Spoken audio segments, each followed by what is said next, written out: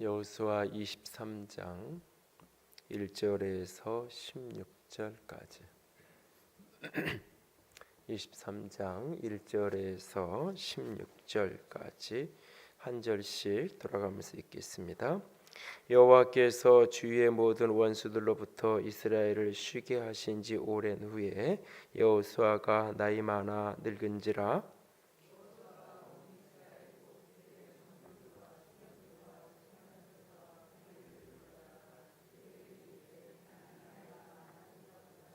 너희 하나님 여호와께서 너희를 위하여 이 모든 나라에 행하신 일을 너희가 다 보았거니와 너희 하나님 여호와 그는 너희를 위하여 싸우신 이시니라.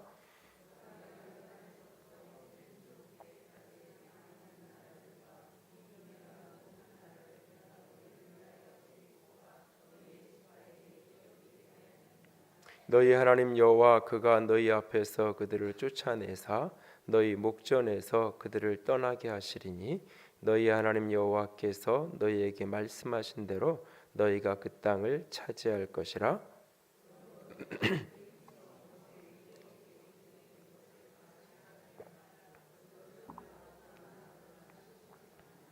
너희 중에 남아있는 이 민족들 중에 들어가지 말라. 그들의 신들의 이름을 부르지 말라. 그것들을 가르쳐 맹세하지 말라. 또 그것을 섬겨서 그것들에게 절하지 말라.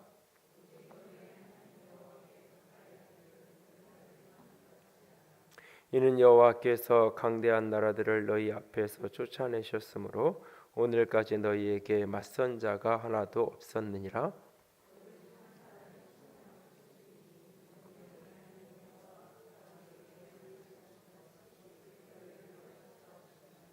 그러므로 스스로 조심하여 너희 하나님 여호와를 사랑하라.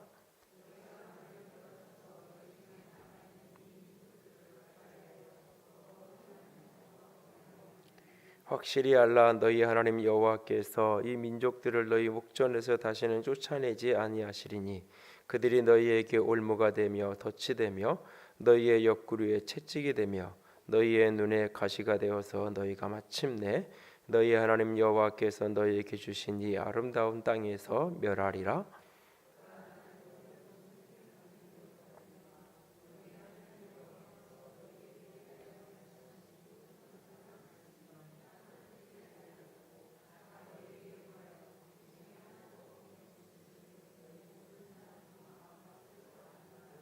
너희 하나님 여호와께서 너희에게 말씀하신 모든 선한 말씀이 너희에게 임한 것 같이 여호와께서 모든 불길한 말씀도 너희에게 임하게 하사 너희의 하나님 여호와께서 너희에게 주신 이 아름다운 땅에서 너희를 멸절하기까지 하실 것이라.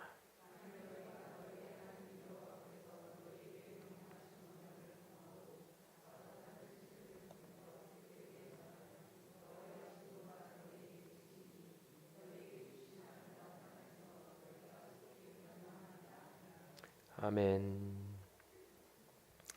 오래전에 미국을 갔을 때 지금은 돌아가신 그 이제 차 목사님이 집사이던 시절에 어느 날 그런 이야기를 좀 이렇게 가이드를 좀 해주신 적이 있는데 그런 이야기를 하더라고요.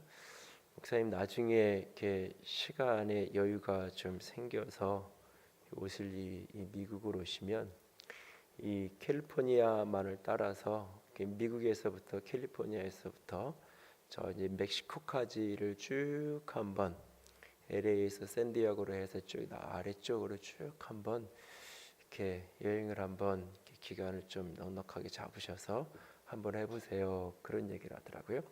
왜 그런데요? 그랬더니 객관적인 땅은 똑같은 땅인데 그 땅에 어떤 사람들이 사느냐에 따라서 얼마나 이 땅이 다를 수 있는지, 얼마나 누가 사느냐에 따라서 척박한 땅이 되기도 하고 풍요한 땅이 되기도 하고 하는 그런 것들을 좀 이렇게 한번 기회가 되시면 한번 보시면 좋을 거예요. 그런 얘기를 하시더라고요. 근데 이제 그리고 나서 이제 그 금강산이 지금은 다 이렇게 닫혀 있지만 금강산을 이제 한 두 번 갈 수 있는 기회가 있어서 이렇게 가면서부터 갈 때 유심히 보면서 느끼기도 하고 또 이제 저희 단둥이나 북쪽에서 중국을 바라볼 때 또 똑같은 걸 느끼는데, 이 강원도 고성이거든요. 금강산하고 설악산하고 다 이게. 그런데 사실은 그 작은 경계선, 버스를 얼마 되지 않는 그 거리를 넘어가면 전혀 다른 땅에, 그 땅에 나무가 그 땅이 시커멓고 그 나무도 제대로 이렇게 자라지 못하는 그 모습. 이 사실은 중국하면 우리는 굉장히 척박한 땅이라고 생각하지만, 그 하얼빈이나 이쪽에 중국 위쪽, 그 도망가 위쪽에 흑룡강성이라고 불려지는 지역에 오래전에 가보니까, 뭐 우리나라 이렇게 시골의 농촌 풍경, 뭐 저 강원도가 아니라 저 이렇게 김제 평야가 가는 그런 느낌의 그 드넓은 땅에, 그리고 이제 뭐 식사한다고 이렇게 둘러앉으면 우리나라 텃밭에서 그냥 이렇게 해가지고 온 것 같은 그런 한국에서 우리가 똑같이 먹는 여름에 오이랑 뭐 이렇게 상추 해서 이렇게 먹는 것 같은 그런.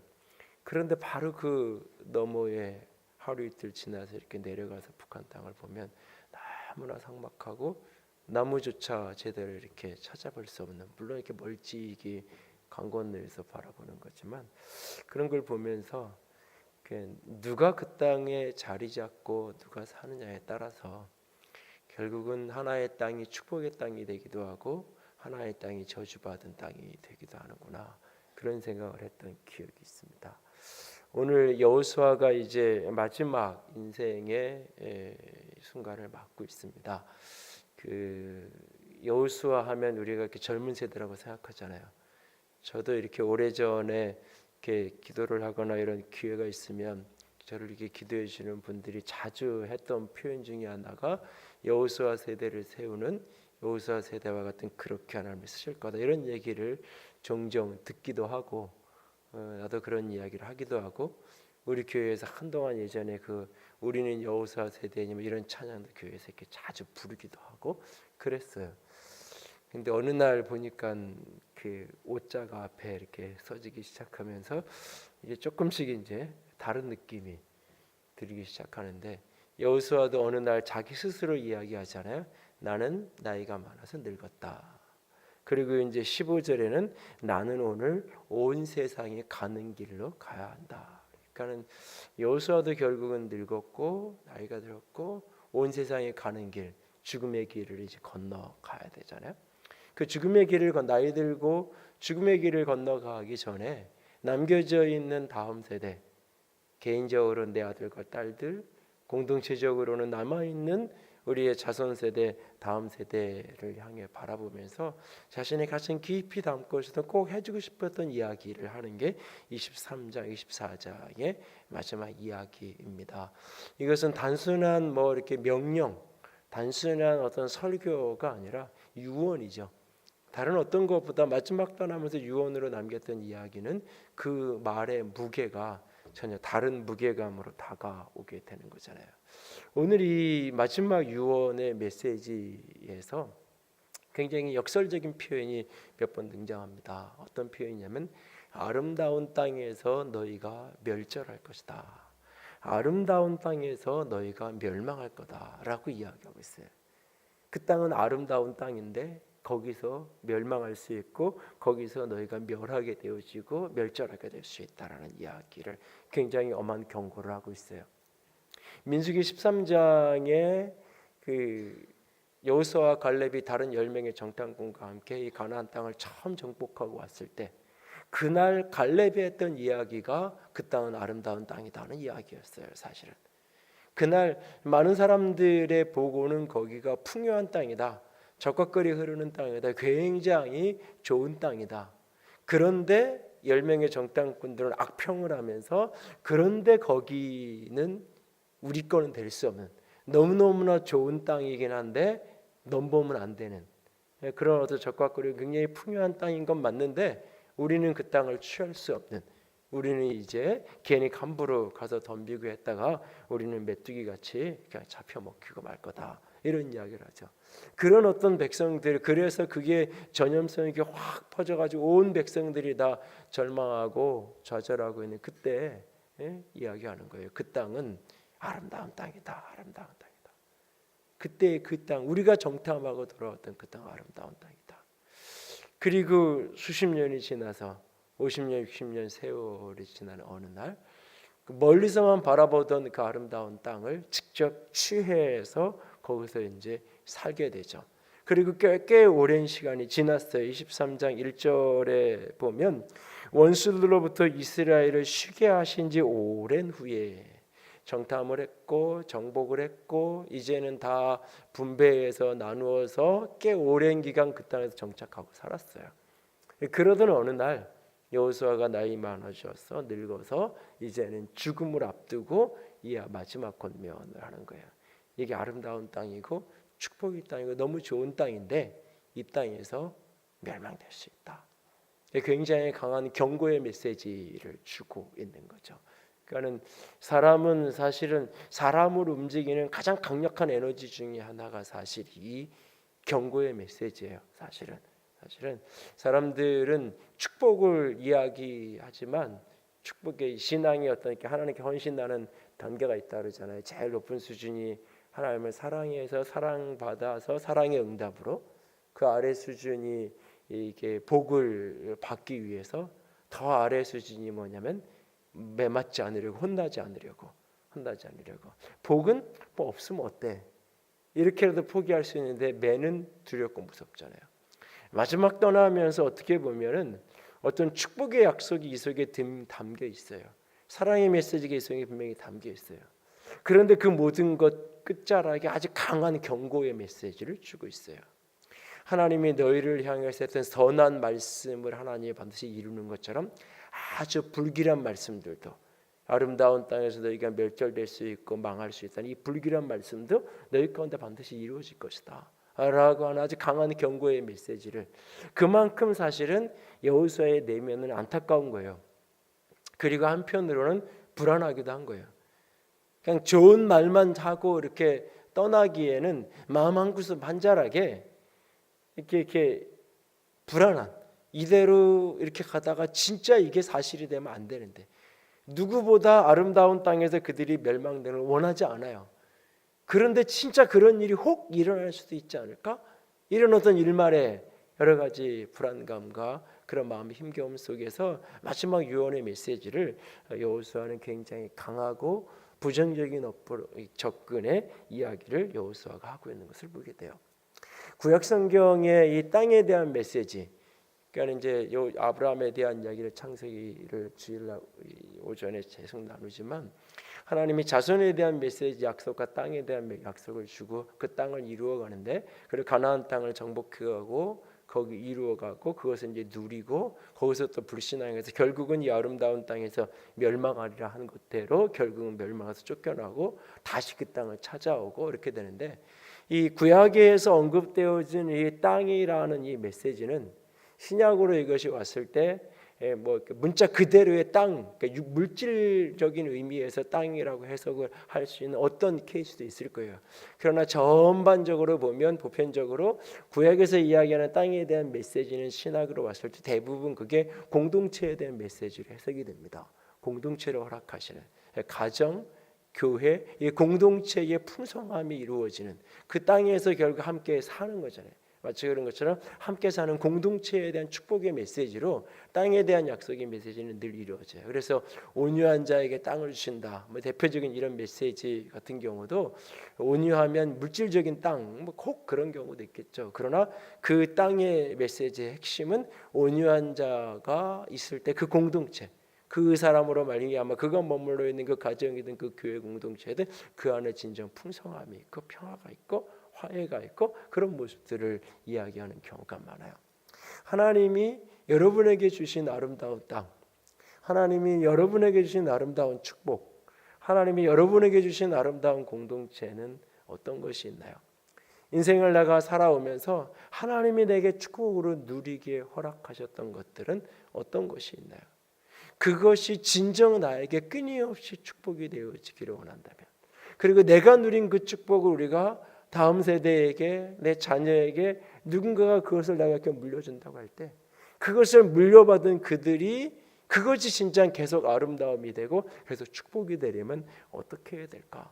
오늘 여호수아의 이 메시지가 여러분에게 내가 받고 내가 허락되어진 그 아름다운 것이 진정 축복이 될 수 있도록, 내가 함께 살아가는 가정, 내 교회, 그것이 진정 우리에게 축복이 될 수 있도록, 어쩌면 이 여호수아서에 대한 이야기를 계속하면서 우리 교회 공동체에 대한 이야기를 할 때 이 드림센터나 이 땅에 대한 이야기를 자꾸 이렇게 오버랩되어질 때가 종종 있는데, 하나님이 이곳에 우리가 아름다운 곳에 와서 머물게 하시고 살게 하셨는데, 함께 신앙하며 공동체로 함께 걸어가게 하셨는데, 이곳이 진정 아름다운 땅이 되고 이 아름다운 땅에서 멸망하는 게 아니라 이 아름다운 땅에서 풍성함을 누리려면 어떻게 해야 될까?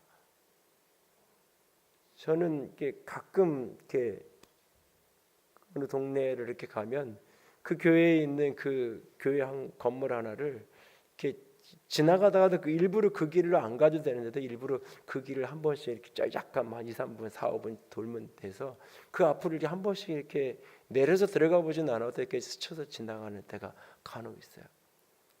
저는 그 교회가 이렇게 상가에서 한 400여 명 있을 때 그 교회를 건축하고 그 입당 예배 드리는 날 그 교인들이 얼마나 이렇게 행복해하고 기뻐하면서 이렇게 특별히 이렇게 감격하면서 눈물로 이렇게 그 땅을 얻게 되는 과정도 사실은 기적이었고, 그 내용들을 대부분 이렇게 알고 있는 귀한 날을 기억해요.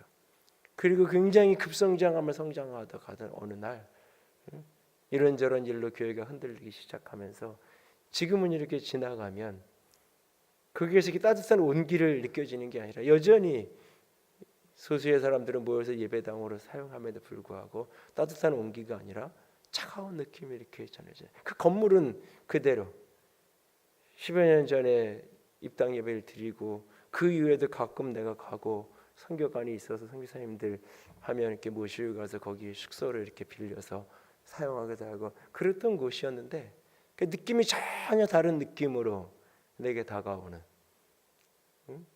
빌딩숲 사이에 그 건물은 여전히 그 자리에 그렇게 있는데 정서적으로 느끼는 게 전혀 다른 게 느껴질 때가 있어요.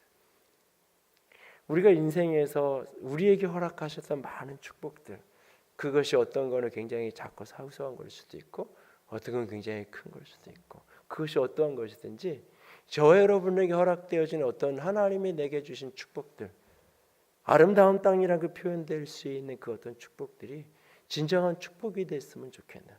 그것이 여호수아가 그 땅을 정복하고 그 아름다운 땅을 자손들에게 물려주면서 이것이 진정 축복으로 계속 그들에게 이어지기 원하는 그런 간절한 소원이 담겨져 있는 마지막 유언을 지금 여호수아는 그 백성들에게 떠나가면서 누구나 가야 될 그 죽음의 길을 걸어가면서 권면하고 있는 거예요. 어떻게 하면 그 아름다운 땅에서 멸망되지 않을 수 있을까요? 어떻게 하면 그 아름다운 땅이 계속 아름다운 땅으로 남아있을 수 있을까요? 어떻게 하면 그 아름다운 땅이 폐허가 되지 않고 나중에 보면 이들이 오늘 아름다운 땅이라고 얘기했던 이 땅이 느헤미야 때에 보면 폐허가 돼서 불타고 무너져 있는 그 소식을 듣고 느헤미야가 너무너무나 가슴 아파서 울고 있는 장면으로 느헤미야서가 시작하잖아요.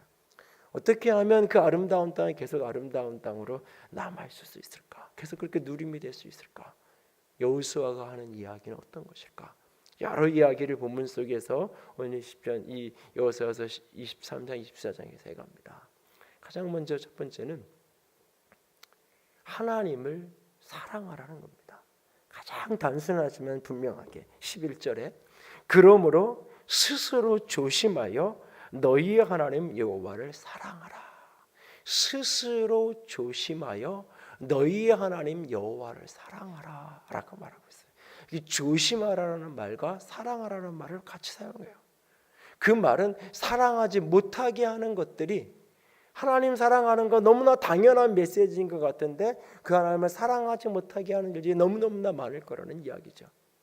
사실 본문에 이제 3절, 5절, 6절에 보면 3절은 과거고 4절은 현재고 5절은 미래예요. 과거, 현재, 미래를 하나님이 책임지고 계셨다는 것을 여호수아는 간증하며 고백하고 있으면서 기대를 말하고 있어요. 3절에 하나님께서 우리를 위해서 행하신 그 모든 일들, 하나님이 너희를 위해서 싸우셨다. 모든 나라 가운데 하나님이 위대한 일을 행하셨다. 그 행하신 일, 우리를 위해서 하나님이 행하셨다. 어제 애굽에서 건져내시고 가나안 땅을 정복하고 수많은 일 하나님이 행하셨다. 그리고 4절에 현재 남아있는 나라들과 이미 멸한 나라들, 가나안 정복 전쟁을 통해서 이미 멸망하고 아직 남아있는, 아직과 이미와 아직 사이에서 이미 다 정복했고 또 아직 남아있는 그 땅을 너희에게 정착하도록 하나님께서 기업으로 선물로 주셨다. 그리고 그 아직 정복되지 못한 땅들은 5절에 이제 그들을 쫓아내야 된다. 그럼 우리가 해야 된다. 그런데 그 모든 것들의 주어가 우리가 애굽에서 나왔고 우리가 정복했고 우리가 기업을 나눠 가졌고 우리가 이제 앞으로 싸워야 된다라고 표현하는 게 아니라 주어는 다 하나님이에요. 하나님이 너희를 위해 싸웠고 하나님이 너희에게 이 땅을 기업으로 주었고 하나님이 너희를 위해서 이제 그들을 이 땅에서 쫓아내실 것이다 라고 말하고 있어요. 말씀하신 대로 너희가 그래서 그 땅을 차지하게 할 것이다 라고 말해요. 하나님이 우리의 인생의 과거도 현재도 미래도 하나님의 손에 다 있다라고 다시 한번 확증하고 있어요. 그러면서 그 하나님을 사랑하라고 이야기하고 있어요. 사랑하는 방법을 구체적으로 얘기하는데 6절에 보면 사랑하는 방법이 크게 힘써 모세의 율법책에 기록된 것을 잘 지켜 행하라. 그것을 떠나 좌로나 우로나 좌로나 치우치지 말라. 크게 힘써서 모세의 율법의 책에 기록된 것을 지켜 행하라 라고 말해요. 크게 힘써. 이게 크게 힘써라는 말은 확 달라붙어서 이렇게 접착처럼 꽉 달라붙어서 떨어지지 말고 붙어 있어라 이 이야기예요. 이 말은 이제 뒤에 내려가면 8절에 보면 오직 너희 하나님 여호와께 가까이 하기를 오늘까지 행한 것 같이 하라. 하나님을 가까이 하라 라고 말하고 있어요. 그러면서 12절에 가면 너희가 만일 돌아서서 너희 중에 남아있는 이 민족들을 가까이 하여 더불어 혼인하며 서로 왕래하면, 하나님을 사랑한다는 것은 하나님을 가까이 하는 거예요. 그러니까 하나님의 율법책에 율법을 지킨다는 것은 하나님 없이 그냥 어떤 우리가 규칙을 지키듯이 계명을 지키는 걸 이야기하는 게 아니에요. 하나님을 가까이 하는 거예요. 하나님을 가까이 하면서 그분이 기뻐하고 그분이 좋아하시고 그분이 원하시는 것들을 이렇게 행하며 살아가는 것, 그것이 모세의 율법책에 기록된 것을 지켜가는 걸 이야기하는 거죠. 오늘 여러분들은 오늘 하나님을 얼마나 사랑하고 있나요? 오늘 여러분들은 하나님을 얼마나 가까이 하고 있나요? 어제보다 오늘 하나님을 얼마나 내가 더 가까이 하고 있나요? 내 환경이 어제보다 오늘 좀 좋아졌을 때 난 얼마나 하나님보다 가까이 하나요? 어저께 우리 이제 전임으로 있는 신 목사님하고 김 목사님은 출근하는 날이라 오후에 잠깐 이제 앉아 있으면서 이런저런 얘기를 하다가 요즘에 박 전사는 잘 지내냐고 내가 한번 물었어요. 그랬더니 신 목사님이 하는 얘기가 요즘에 저도 바쁘고 그래가지고 따로 얘기를 많이 못해서 잘 지내는 것 같다고. 그러면서 그 말 끝에 그런 얘기 하세요. 신혼생활에 충실한 것 같다고. 그래서 이전에는 교회를 심심치 않게 평일날 일이 없어도 나와가지고 공부를 해도 교회 나와서 하고 책을 봐도 교회 나와서 보더니 요즘에는 집에서 항상 하는 것 같다고 집에 늘 있는 것 같다고 그 얘기를 하시더라고요. 뭐 결혼한 지 아직 100일도 안 됐으니까 뭐 출근 꼭 해야 되지 할 필요도 없는 날 집에 있는 거 당연하겠죠. 근데 여러분 이렇게 마음에서 내가 가까이 하는데 내게 하나님이 주신 그 축복들이 하나님을 갖게 하는데 거침이 되면, 방해가 되면, 하나님이 나에게 가정을 이루게 하신 것은 하나님의 축복이에요. 그런데 그것이 하나님을 가까이 하는데 걸림이 된다면, 하나님이 내게 자녀를 주시는 게 하나님의 축복이에요. 그런데 그 자녀로 인해서 내가 하나님을 가까이 하는 게 멀어진다면, 하나님이 내게 새로운 일터를 허락하시고 새로운 사업장을 주시고 확장시켜 가시는 게 하나님이 내게 주신 축복이에요. 그런데 그것이 나로 하여금 하나님을 가까이 하는 걸 방해한다면, 제 얘기를 바꾸면 하나님이 더 많은 교인들을 붙이시고 함께 하시는 건 감사한 일인데 그것 때문에 내가 하나님을 가까이 하는 걸 잃어버리고 교인들 신방하고 교인들 가르치는데 뭐 온통 시간이 다 투자되고 정작 하나님을 가까이 하는 걸 내가 잃어버린다면 머지않아 제 목회의 여정은 아름다운 땅에서 멸절되리라 하셨던 모습처럼 그렇게 될 거예요. 하나님은 우리에게 허락하신 어떤 축복이 그것이 벌로 화로 온 게 아니잖아요. 축복이. 그래서 스펄전은 고난을 견딜 수 있는 사람이 100명 중에 10명이면 축복을 견딜 수 있는 사람은 100명 중에 1명밖에 안 된다 그랬어요. 하나님은 우리에게 주시는 그 아름다운 땅이 하나님을 가까이 하는 도구가 돼야 돼요. 고난이 닥치고 어려움이 닥치면 하나님을 가까이 하는 게 되지만 그렇지 못하다. 오히려 풍요하고 편안한 것들이. 그러니까 예전에 한국 사회가 힘들고 특별히 주거 문화나 이런 게 굉장히 열악하고 막 힘들고 이럴 때는 사실은 교회가 동네에서 제일 좋았어요. 교회 화장실이 제일 깨끗하고 교회에 오면 그래도 제일 좋아 따뜻하고 그랬어요. 근데 요즘엔 대부분 거꾸로잖아요. 집이 훨씬 좋잖아요. 집이 훨씬 좋잖아요.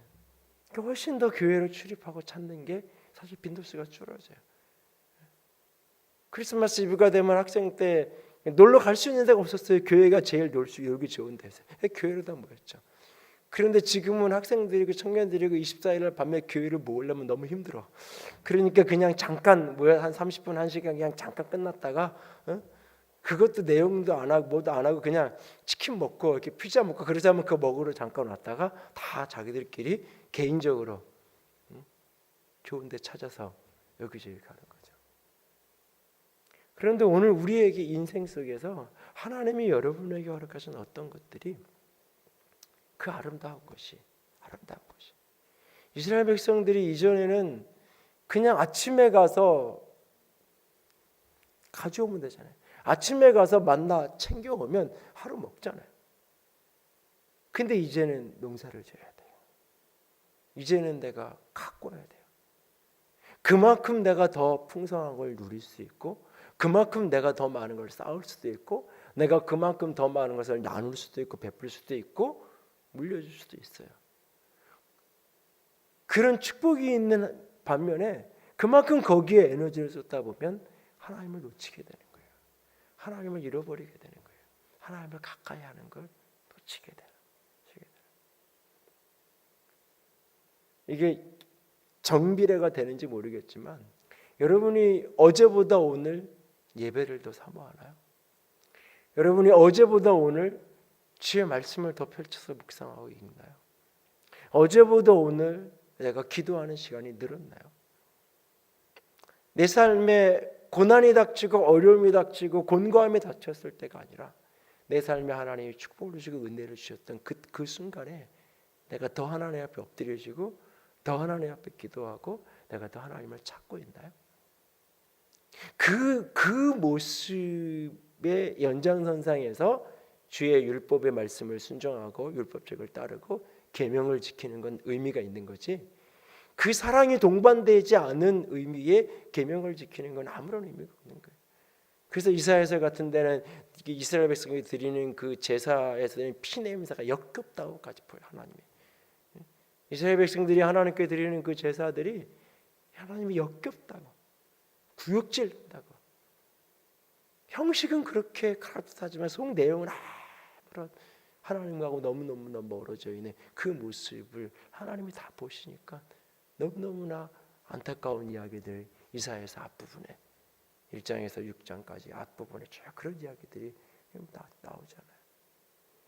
여러분 우리의 인생 속에서 진정 내게 주신 하나님의 어떤 아름다운 것이 진정 우리에게 축복이 되기 원한다면 하나님을 이전보다 더 사랑할 수 있기를 원합니다. 그런데 조심하라고 얘기하고 있어요. 조심하라고. 축복이 나에게 주의하라는 주의해야 될 어떤 요소일 수 있다는 거예요. 마냥 좋다, 마냥 기쁘다, 마냥 감사하다라고만 끝나지 말아야 돼. 그것이 나로 하여금 하나님으로는 더 멀어지게 만들 수 있는 조금 더 좋은 환경, 조금 더 좋은 모습의 어떤 것들이 나로 하여금 하나님께로 나아가지 못하게 하는 거침이 될 수 있다는 사실 앞에서 오늘도 더 깨어서 주님께 가까이 갈 수 있기를 원합니다.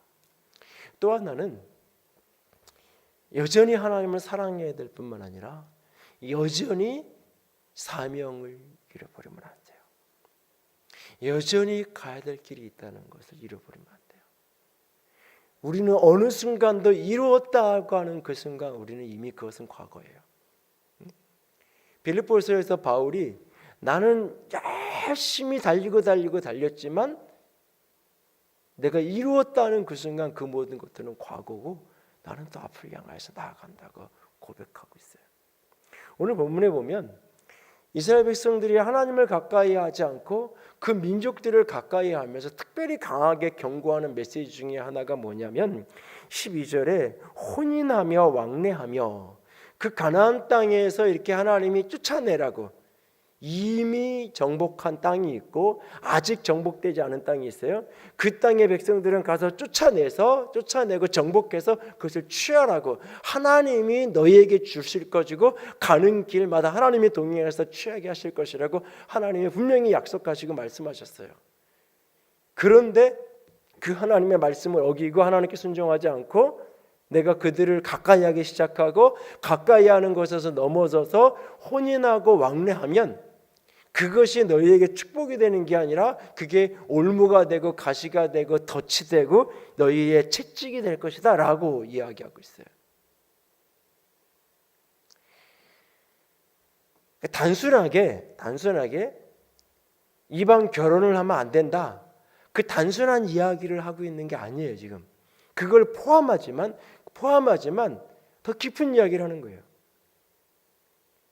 그들은 지금 그 땅은 정복해야 되는 땅이에요. 그 땅은 지금 가서 취해야 되는 땅이에요.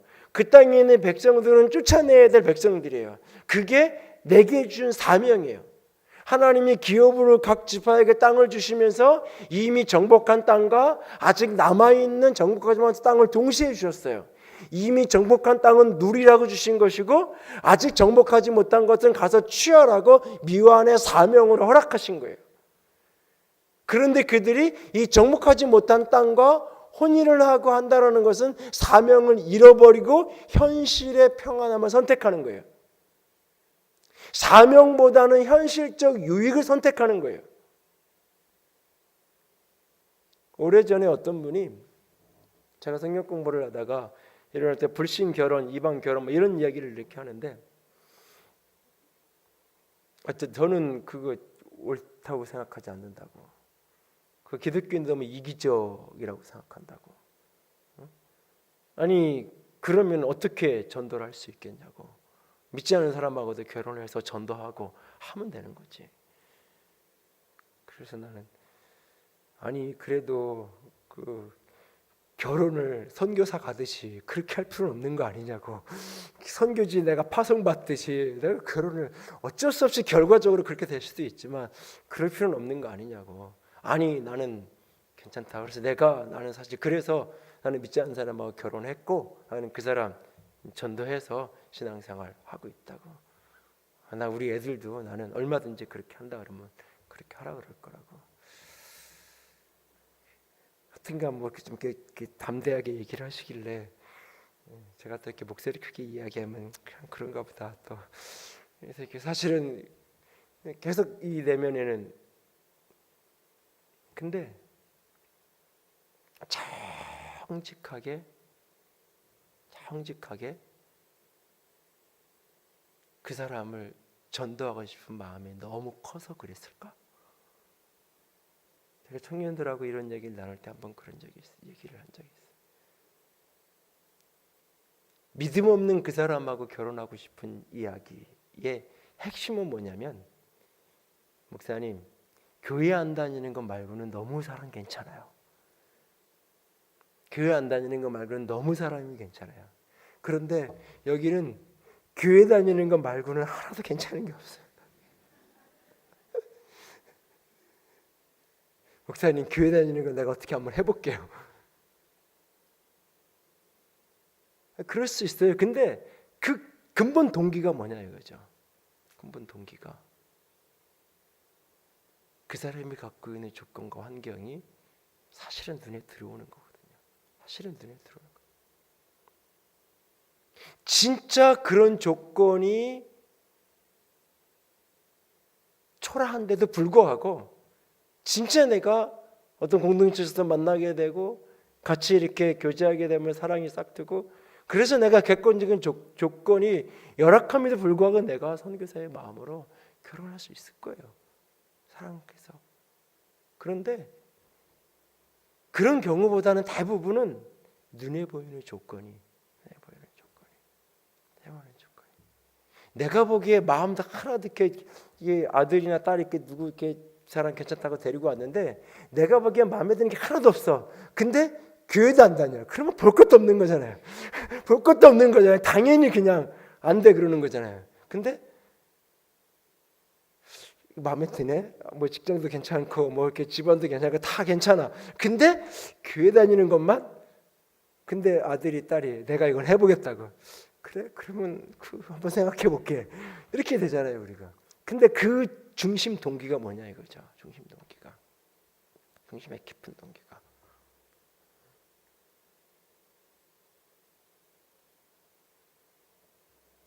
저는 지금도 나는 청년들한테 그런 얘기해요.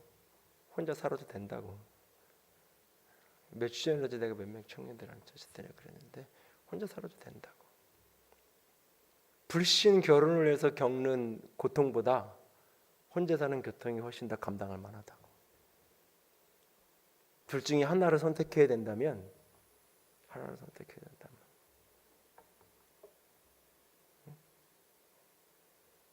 나는 저 뒤에 앉아 있어서 내가 얘기를 하기가 그런데 이렇게 믿지 않는 형제를 만나고 그렇게 왔다고, 소개받아서 이렇게 만나고 왔다고 얘기하더라고요. 그래서 제가 여동생한테 안 된다고, 만나면 안 된다고 그랬더니 어머니가 야단을 치면서 소개를 한 번도 안 해주면서 안 된다고만 하면 나이는 차는데 어떻게 하냐고 그러더라고요.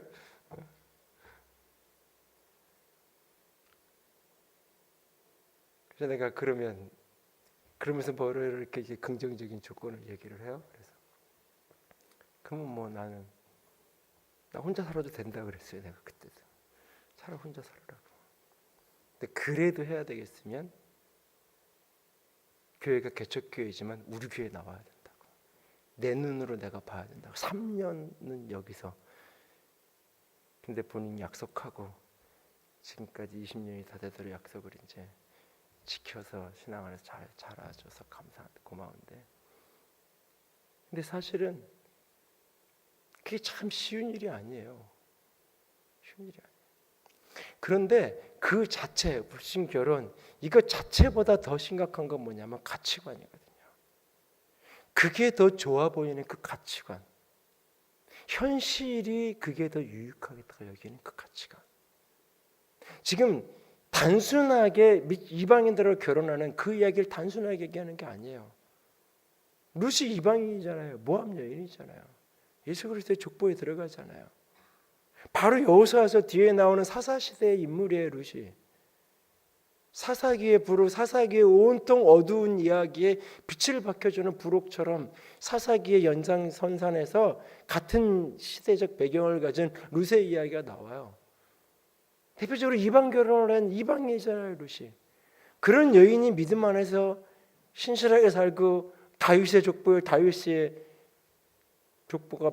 들어가게 되고 만들어 가잖아요. 그러니까 피상적인 의미에 단지 저 사람이 믿느냐 안 믿느냐 이게 1차적인 조건을 이야기하는 게 아니에요. 더 중요한 건 밑바닥에 있는 가치를 이야기하는 거예요.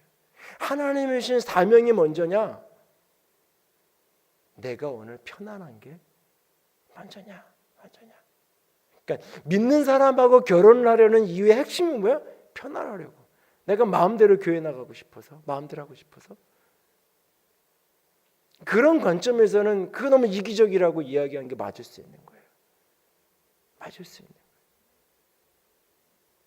그러니까 하나님 앞에서 저 깊은 곳에서 이스라엘 백성들이 왜 그 땅에서 결국은 가까이 하게 되고 결국은 혼인하게 되고 결국은 그 모습 속에서 결국은 올무가 돼서 가시체에 찔려서 고통받는 이야기, 그게 이제 사사기의 이야기잖아요. 사사기의 고통스러운 이야기가 여호수아서를 지나서 그 이야기가 계속 흘러가잖아요. 그 중심에 뭐가 놓여 있냐면 가치관이에요. 가치관. 하나님이 주신 사명, 하나님이 주신 명령, 하나님이 주신 말씀이 먼저냐? 하나님이 나를 향해 주신 하나님의 비전, 하나님의 소원이 먼저냐? 내가 편안하고 내가 행복한 게 먼저냐?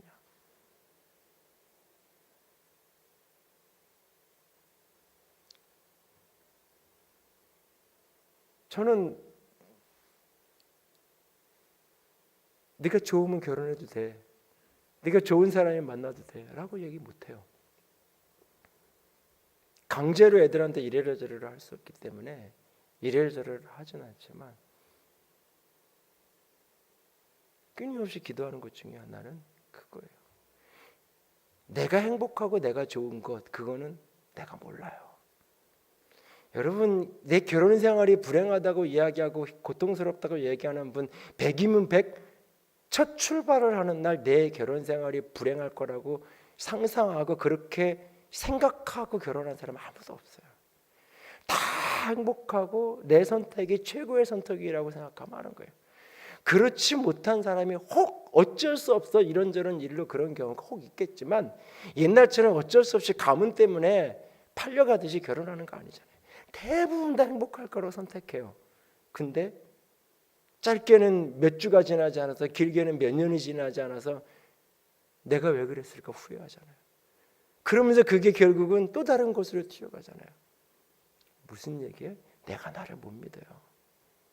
내가 나에게 유익한 거고 이게 나에게 축복이라고 생각하는 그게 나한테 축복이 아닌데 그걸 내가 모른다고요. 내가 모른다고요. 근데 그걸 하나님은 아는 거예요. 하나님은 아는 거예요. 하나님이 이스라엘 백성들에게 여전히 정복해야 될 땅을 놔두고 그 땅을 가서 취하라고 하는 이유가 아니 그냥 다 한꺼번에 쓸어버리고 그냥 편안하게 살게 놔두지 왜 저랬을까? 근데 그게 이스라엘에게 유익하고 행복한 거라고요. 여전히 사명이 있고 여전히 그 사명을 향하여 달려갈 수 있는 그 미완의 여정이 있을 때 그것이 인생이 진짜 행복한 걸 수 있다는 거예요. 내가 이걸 가지면 이 사람이 내 곁에 있으면 내가 행복할 거라고 내가 생각하는 그 판단이 얼마나 인간이 어리석은데 짧게는 몇 주, 짧게는 몇 개월이 지나지 않아서 이게 아니라는 걸 얼마나 수없이 우리는 깨닫는데 그럼에도 불구하고 내 판단도 나도 못 믿겠는데 그래 너 좋으면 해라 그렇게 해라 막을 수는 없어도 너 좋으면 해라는 말은 못하겠어요. 나는 자기가 겪어야 되면 겪는 고난 자기 인생이니까 어쩔 수 없지만 여러분이 하나님이 가장 정확하게 아는 거예요. 하나님이 그들과 가까이하고 혼인하고 통행하고 좋아서 그렇게 있는 게 행복해 보여서 저 사람 같이 사는 게 좋아 보여서 우리 가문에는 농사 제대로 짓는 사람 아무도 없는데 저 농사에 탁월한 사람 사유로 맞아들이면 우리 가문 가나안 땅에 막 들어가서 이제 농사 짓는 법을 처음 배우는 거잖아요. 이스라엘 백성들은 아브라함부터 계속 유목민이에요. 목축을 하며 살던 사람이에요. 애굽에 있으면서도 400년 전통성을 유지할 수 있는 이유는 중에 하나는 이스라엘 백성이 혈연적 순수성을 어느 정도까지 유지할 수 있는 이유는 신앙적 이유도 있지만 문화적인 이유가 같이 맞물려 있는 거예요. 이집트 사람들은 목축하는 사람을 천하게 여기고 손가락질해요. 우리가 오랑캐들 떼놈들은 뭐 이렇게 여기는 것처럼.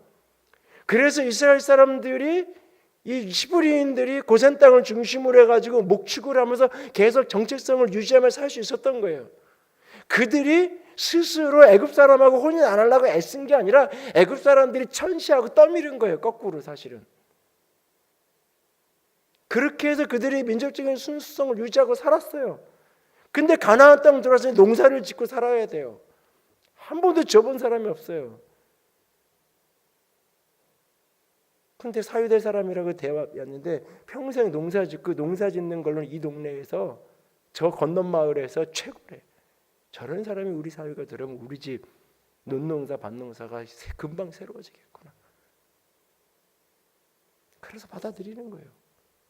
오늘날 우리가 믿지 않지만 직장 좋으니까 믿지 않지만 이쁘게 생겼으니까 아 괜찮겠다. 신앙 없지만 부모가 재료 있고 능력 있다니까 도와준다니까 그래 저런 데 시집가서 살면 그래도 괜찮겠다. 신앙이야 때 돼서 하면 되는 거고 나중에 되면 부모를 돌아가시고 나면 제사 없어질 거고 그럼 그때 가면 할 수 있겠지. 그런 생각에 받아들이는 거죠. 이스라엘 백성이 그 가나안 땅 사람들하고 혼인했던 이유랑 오늘날 다른 이유가 아니에요. 핵심은 현실적인 유익이에요. 내 눈에 보기에 그게 유익이 된다고 판단해서 하는 거예요. 근데 하나님은 말해요. 그게 너의 올무다. 그게 너의 덫이다. 그게 너의 가시다. 그게 너의 채찍이다라고 말씀하시는 거예요. 하나님은 그렇게 강하게 경고하는 거예요. 하나님이 우리의 축복이고 하나님이 우리의 생명인데 하나님 사랑하는 걸 놓치고 내 사명을 잃어버리냐. 내 사명을 잃어버리냐. 여전히 사명을 향하여 걸어가는 정복해야 되고 취해야 되는 하나님의 부르심을 따라 순종해가는 여정. 그 하나님이 우리에게 촉구하시는 거예요. 오늘 어떤 아름다운 것도 이제는 이만큼 이루었으니까 됐다. 이것을 즐겨보자 하는 순간 사실 인생은 내리막길로 들어서는 거예요. 내리막길로 들어서는 거예요. 끊임없이 지금 이 세대의 사명이 무엇일지, 지금 이 시점의 사명이 무엇일지를 묻고 그 길을 감당해 가는 거예요. 끊임없이 감당해 가는 거예요. 하나님 앞에서 하나님이 나에게 주신 사명이 무엇인지. 제가 교회를 이사 오고 입당 예배를 드리고 그럴 무렵에 여러 번 이야기를 들은 적이 있어요. 건축을 하고 여기 온 게 우리의 사명의 끝이 아니라 또 다른 시즌을 열어가는 또 다른 여정의 첫걸음이지 이게 끝이 아니라고. 이게 정상에 오른 끝이라고 생각하는 순간 끊임없이 내리막길을 갈 수밖에 없는 거예요. 끊임없이 쓰러지고 넘어질 수밖에 없는 거예요. 여러분의 인생 속에서 무엇인가를 이루고 성취했을 때 나를 거기에 두신 이유가 뭐냐 이거죠. 하나님이 나에게 그 기업을 주시고 그 학교에 보내신 이유가 뭐냐 이거죠. 여기 합격했어. 이 직장에 내가 들어가게 됐어. 이 결혼을 했어. 사업이 이만큼 성장해서 이만큼 됐어. 그것이 끝이냐 이거죠. 하나님이 그걸 왜 거기에 나를 주셨는지, 그만큼의 성공을 이루게 하신 이유가 뭘까? 이것을 가지고 하나님이 어떻게 쓰시려고, 어떻게 하나님이 그걸 쓰시려고 하시는 걸까? 그걸 묻고 그 길을 감당해 갈 수 있는 저와 여러분이 될 수 있기를 원합니다. 그럴 때 우리의 인생은 여전히 하나님 앞에서 아름다운 땅의 축복을 누리는 여정일 수 있는 거예요. 오늘 여호수아가 마지막 떠나는 너무 깊은 가슴 아픈 소원으로 이야기하고 있어요. 아름다운 땅에서 멸절될 거라고 경고하고 있어요. 저 여러분의 인생이 이와 같은 인생이 되지 않기를 원합니다. 아름다운 땅에서 아름다운 게 누려지고 아름다움을 흘려보낼 수 있는 우리가 될 수 있기를 원합니다. 하나님만을 더 깊이 사랑하는 자가 되십시오. 현실의 유익, 현실의 평안함, 현실의 안락함이 오늘 우리의 인생의 목적이 아니라 하나님의 사명을 이루는 것, 여전히 내 앞에 남겨져 있는 그 사명에 헌신하는 인생 되어질 수 있기를 바랍니다. 나이 60이 넘은 어떤 분이 써놓은 글을 읽은 기억이 있어요.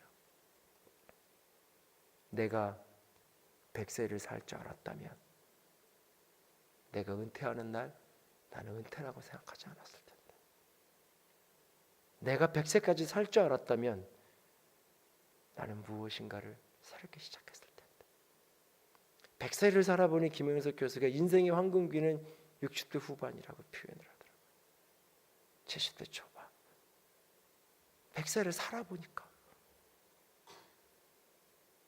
너무 빨리, 너무 일찍, 예전하고 내가 똑같은 일을 나이가 들어서 다 할 수는 없어요. 그래서 진 걸 놓긴 놔야 돼요. 이걸 놓는다라는 것이 사명까지 놓으라는 이야기가 아니에요. 놓으면 또 다른 사명을 우리는 붙들 때가 있어야 돼요. 또 다른 사명을 붙들고 가는 거예요. 하나님 앞에서 그게 어떤 걸까? 옛날처럼 내가 젊을 때처럼 힘있게 할 수는 없어요. 그건 놔야 돼요. 그런데 내가 또 무언가 붙들고 가야 될 내 지금에 내게 주신 사명이 있단 말이에요. 그것에 끊임없이 헌신하고 가는 저와 여러분이 될 수 있기를 합니다. 우리 교회도 마찬가지고 그렇게 걸어갈 수 있기를, 그래서 하나님 안에 진정 축복을 누리게 될 수 있기를 주님의 이름으로 부탁을 드립니다. 찬양합시다. 허락하신 새 땅에, 찬송가 347장인데요. 이 후렴에 보면 가사가 이렇게 돼 있어요. 여호수아 본바다 앞으로 가세, 우리 거할 처소는 주님 품일세. 이 찬양은 계속 일하러 가자고 이야기하고, 사명을 감당하자고 이야기하고, 힘써 가자고 이야기해요. 그런데 그 목적지가 어디냐면 주님의 품이에요. 주님의 처소예요. 그것이 우리가 머물러야 될 곳이에요. 우리가 어떤 사명을 감당하든 무엇을 이루든지 주님을 사랑하는 저와 여러분이 되기를 원합니다. 함께 찬양합니다. 허락하신 새 땅에, 허락하신 새 땅에 들어가려면 남의 준비 다하여 힘써 일하세. 여호수아 본바다 앞으로 가세. 우리 거할 처소는 주님 품일세. 시험 환난 당해도 낙심 말고서 맘의 걱정 버리고 힘써 일하세. 여호수아 본바다 앞으로 가세. 우리 거할 처소는 주님 품일세. 앞서 가신 예수님 바라보면서 모든 마음을 아파요 힘써 일하세. 여호수아 본바다 앞으로 가세. 우리 거할 처소는 주님 품일세. 일할 곳이 아직도 많이 있으니 담대하게 나가서 힘써 일하세. 여호수아 본바다 앞으로 가세. 우리 거할 처소는 주님 품일세.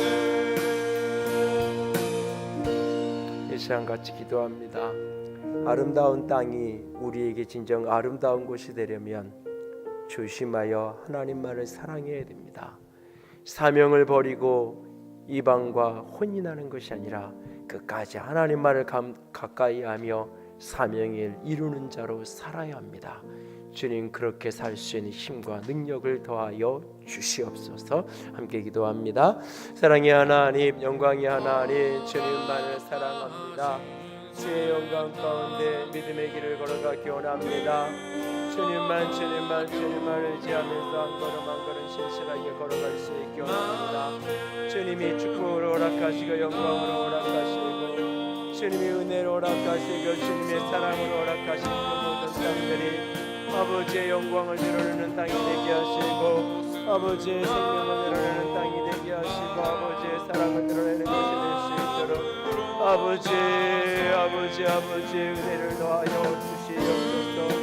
아버지 사랑과 생명과 영광과 거룩한 가운데 한 걸음 한 걸음 끊임없이 나아갈 수 있도록 주님께서 도와주시옵소서. 예 주님, 주의 사랑을 더하시옵소서. 예 주님, 주의 영광을 더하시옵소서. 예 주님, 주의 은혜를 더하시옵소서. 예 주님, 주의 거룩하신 아름다움을 가득 예 우리의 전을 충만하게 하여 주시옵소서. 영광의 하나님, 내가 거할 처소는 주님의 품임을 고백합니다. 그 땅이 얼마나 좋은 땅이냐가 아니라 내가 어떤 사람이 되느냐, 내가 얼마나 하나님을 사랑하고 하나님이 주신 사명을 감당하느냐에 따라서 그 땅은 얼마든지 아름다운 땅으로 바뀌어질 수 있음을 믿습니다. 아버지, 여전히 주님 사랑하고 여전히 주신 사명을 감당함으로 말미암아 우리 모두가 서 있는 이 땅이 아름다운 땅이 되기를 원합니다. 주의 이름으로 축복하며 주님 의지합니다. 우리 주님 예수님 이름으로 기도드렸습니다. 아멘. 이제는 우리 주 예수 그리스도의 은혜와 하나님 아버지의 놀라우신 사랑하심과 성령 하나님의 교통하시며 기름 부으시는 그 은혜가 아름다운 땅을 아름답게 살아가기를 소원하고 작정하는 모든 이들을 위해 이제로부터 영원토록 함께 있을지어다. 아멘.